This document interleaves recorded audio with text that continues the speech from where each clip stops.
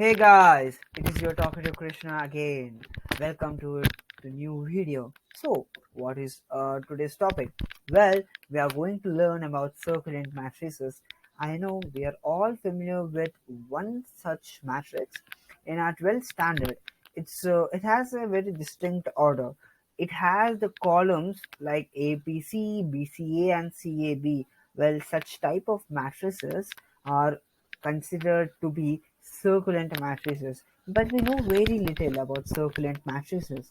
But due to this video, we are going to understand the nitty-gritty of circulant matrices. So let's not waste any more time and begin with our information journey. But before that, it's very important that I introduce myself. Well, my name is Sai Krishna. I am currently studying at IARE doing my bachelor's degree over data science. So what are the objectives of today's presentation? Well, we will first introduce ourselves to circulant matrices, then derive circulant matrices, then explore circulant matrices. I hope this will be a very fun and an informational journey.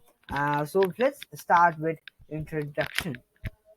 Introduction to circulant matrices. Like Hermitian matrices, circulant matrices have orthonormal eigenvectors, but unlike Hermitian matrices, we know exactly what their eigenvectors are.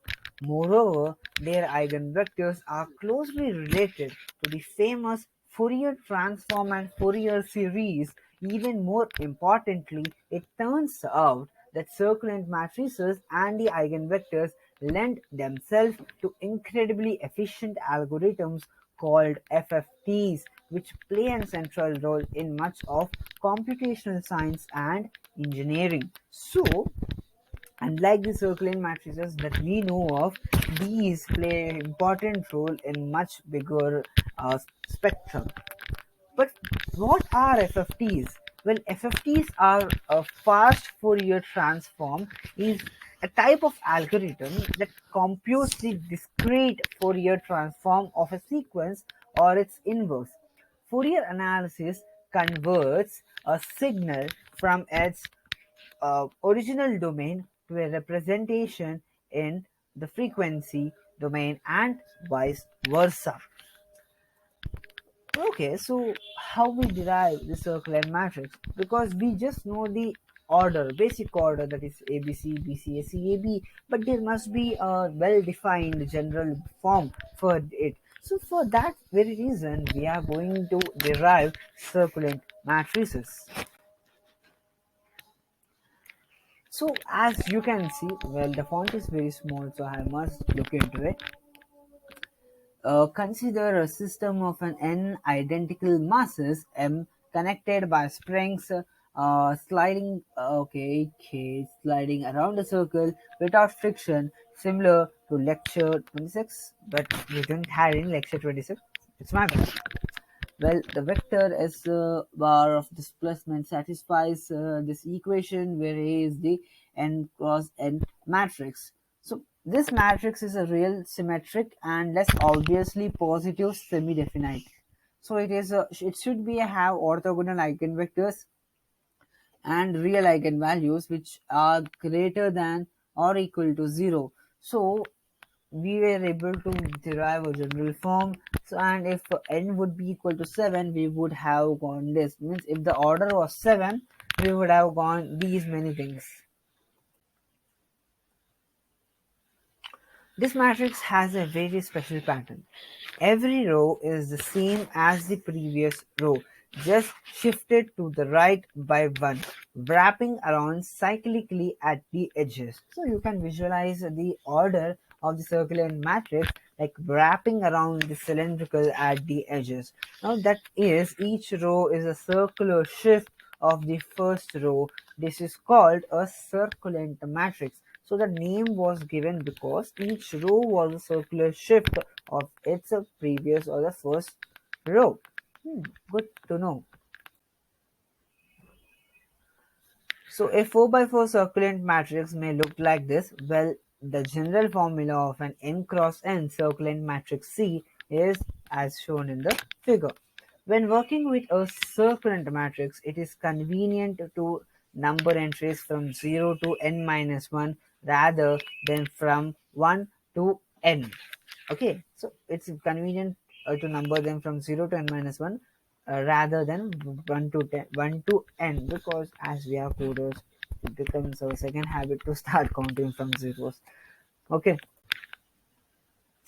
so let's explore Circulant matrices, its applications, its methods, and its functions. First, we are going to explore convolution. Multiplying a circulant matrix is equivalent to a very famous operation called circulant convolution.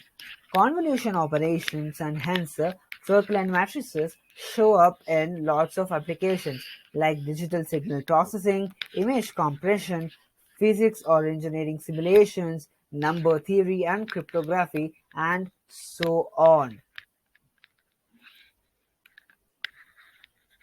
So this is the convolution when we are trying to multiply uh, circulant matrix with n column matrix, we get this, but that can be compressed to the last equation that we have seen over here. So let's make it more formal. Suppose we have an n cross n circulant matrix C that we want to multiply by a vector x equal to x naught, x1, x1, x2, so on to xn. It turns out that the very result is a special kind of operation. Let's write down a formula for the entries of y. Let's write down, okay. So can you see the pattern? This is one of those cases that is actually clear if you write out the summation. There is a slight problem with this formula. The subscript jk can be never less than 0. No problem, we just interpret the subscript periodically, that is, we let c minus 1 equal to cn minus 1, c minus 2 be equal to cn minus 2, and so on. Equivalently, we define cj plus or minus n to be equal to cj. We could say that the subscript are modulo of n. So we can work around that particular problem and get our convolutions. So it's time to explore eigenvectors through circulant matrices. One amazing property of a circulant matrix is that the eigenvectors are always the same. The eigenvalues are different for each C, but since we know the eigenvectors, they are easy to diagonalize. So x of x naught is equal to, we get this. Just a second. Yeah, we can actually see one eigenvector right away. So we normally call it as x naught. Yeah, that's the point I missed. This is an eigenvector because multiplying simply sums each row of C. But since each row of C contains the same entries just in a different order, the sum is the same. So normally how we find the eigenvectors, we all know the process. As the sum for each row is obviously same, so we got up getting a eigenvector which is ready for us to understand. Thus, one of the eigenvalues lambda naught of C is simply the sum of the row entries. See? So exploring circulant matrices, roots of unity. The eigenvectors are simple to write down in terms of a very special, a primitive root of unity. So we can write them as roots of unity by given formula. Visualizing them would help us. So by visualizing, it becomes like this. Okay, so they are really called roots of unity because of this doing happen and all the solutions to x power 9 to be equal to 1. Exploring circular matrix, but now it's time for discrete Fourier series.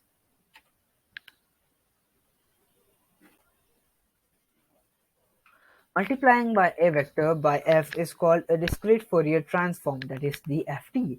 This is one of the most important matrices in the world. It is sort of a finite computer friendly along an analog to a Fourier series if you have seen those before. As I have said earlier in the part of the introduction, Circular matrices are used at such a wide spectra and a high level spectra, and Fourier series is a complement to that. So these are going to happen. Just read them and you will understand what it is there. What it is there. No, it is exploring circular matrices through unitary. The DFT matrix F is special in many ways. It is symmetric but not Hermitian, so its eigenvalues are not real. However, it has orthogonal columns. So it has orthogonal columns. This is the inverse discrete Fourier transform, that is IDFT. So we can do all of this stuff. Now it's time for fast Fourier transforms, which is a type of Fourier series. The product f x for a vector x is the DFT of x. At first glance, it seems like it would require a n power of 2 operations, n or n dot 2 product, like any other matrix vector multiplication. One of the most amazing facts of computational science is that it is possible to compute the DFT of x in only n log n operations and n storage by a fast Fourier transform algorithm. FFT algorithm means that DFTs as circular matrices becomes practical to deal with even huge and are the core of a huge number of practical computational algorithms. One can multiply Cx for any circular matrix in n log n operations and n work. This means that circular matrices are perfectly suited to iterate solver algorithms, for example, the power method or the steepest descent, just like sparse matrices. Well, math is sure a very dense subject, if you might say, if you go in depth. But hear me out. Circular matrices are one of the most important matrices and are pinnacle for computational sciences. It is what we need to understand from this video. And that's it, guys. Thank you for bearing with me. Let's meet in the next video. Till then, have a good one. Sayonara.